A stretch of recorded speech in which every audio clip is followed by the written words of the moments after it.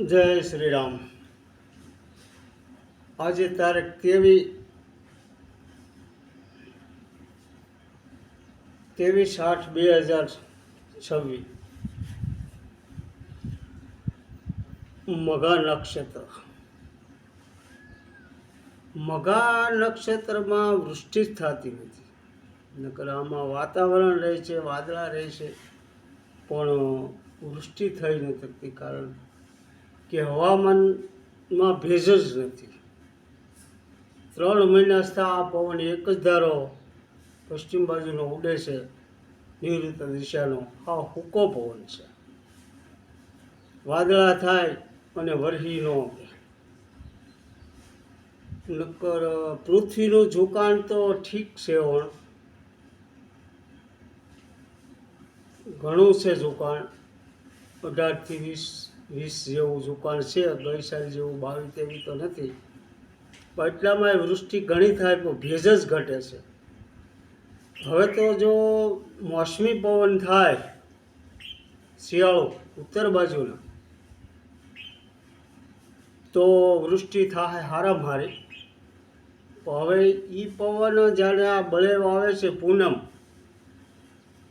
પૂનમ માથે જે પવન તરત ઉત્તર બાજુના ધીમે ધીમે ભૂરાણ ચાળો પવન થવા મળે એટલે મોસમી પવન વરસાદ લાવશે હારામાં હારા. આ પવન તો બહુ હુક્કા પણ ફૂક્યા એક જ ધારો 3 મહિના થયા. પવન અમુક જગ્યાએ વરહી જાય ને પાછું વરસતું વરસતું બંધ થઈ જાય. કારણ કે ભેજ જ ઘટે એટલે વાતાવરણ તરત નબળું પડી જાય, વરસતું બંધ થઈ જાય.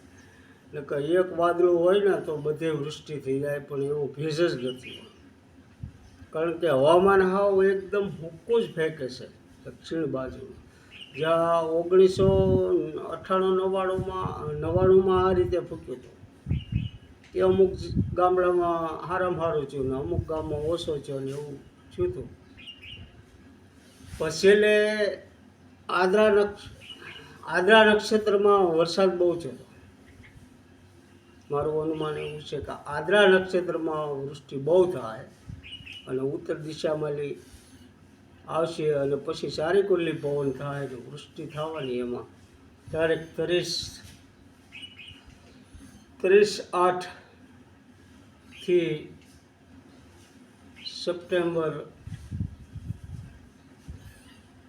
9-10 તારીખ સુધી મે થાય બહુ. 9મા મહિનામાં એ વૃષ્ટિ બહુ થાય. શ્રાવણ મહિનાની બળસવાથી શરૂ થાય મારું એવું અનુમાન છે. કારણ કે પૂર્વા નક્ષત્ર આવે છે, ગ્યુરા પૂર્વા વાળે એવું ગણાય છે. અને એકે લગતે ન વરસાય ને તો પૂરબ તો વરસે. ગ્યુરા પૂર્વા વાળે ઘાસચારા થઈ જાય અમુક. એવો તો વરસાદ કાળ હોય તોય થાય છે પૂરબમાં. એટલે એ નક્ષત્ર હારામાં હારું વરસે. કારણ કે આ વાતાવરણ હવામાન ફરશે તો જ વૃષ્ટિ થાય બહુ. અને આજે હવામાન ઊભા સમુદ્રમાં હાલે છે. આપણે અરબી સમુદ્રમાં થઈને બંગાળની ખાડીમાંથી થઈને ઉત્તરાખંડમાં વરસાદ ધોમ થાય છે. કારણ કે એને આ ઉત્તરાખંડને આ પવન અનુકૂળ થાય છે. સમુદ્ર માથેલી જ સીધો બંગાળની ખાડી. બંગાળની ખાડીનો વૃષ્ટિ આપણે થાય પણ અત્યારે ન થાય. જ્યારે મોસમી પવન થાય ને ઉગમણો ઉડે ને તે જ આપણા ભારતમાં મધ્યપ્રદેશમાં બધે આવે. ત્યાં સુધી બંગાળની ખાડીની વૃષ્ટિ આપણે ન આવે. કારણ કે જો ઉગમણો પવન ને કાં મોસમી પવન થાય ને તે એનું વાતાવરણ આની ભેળું ભળે તે વૃષ્ટિ સારી થાય મારું એવું અનુમાન છે. પૂર્વા નક્ષત્રમાં પાછરાય વરસાદ થાય. પૃથ્વીનું ઝુકાણ તો છે જ, પણ આ હવામાન અનુકૂળ નથી ને એટલે વૃષ્ટિ થઈ નથી શકતી બરાબર. કારણ કે વૃષ્ટિ વાતાવરણ માથે જ છે, તો એ વાતાવરણ બદલતું જ નથી. 2 મહિના તો એક જ ધારો આ, 3 મહિના તો એક જ ધારો આ આથમણી બાજુથી પવન ઉડે છે. એટલે વાતાવરણ જ્યાં ખરી જાય ત્યાં ખરી જાય અને પાછું તરત બંધ થઈ જાય એવું વાતાવરણ રહે છે. એટલે એ હવે તો એ મોસમી પવન થાય અને જ્યાં બળવના રાતદી હરખા થાય એટલે પૃથ્વીનું ઉત્તર બાજુ આગમન થઈ જાય એટલે જે બાજુ પૃથ્વી જાય એ બાજુથી પવન આવે છે.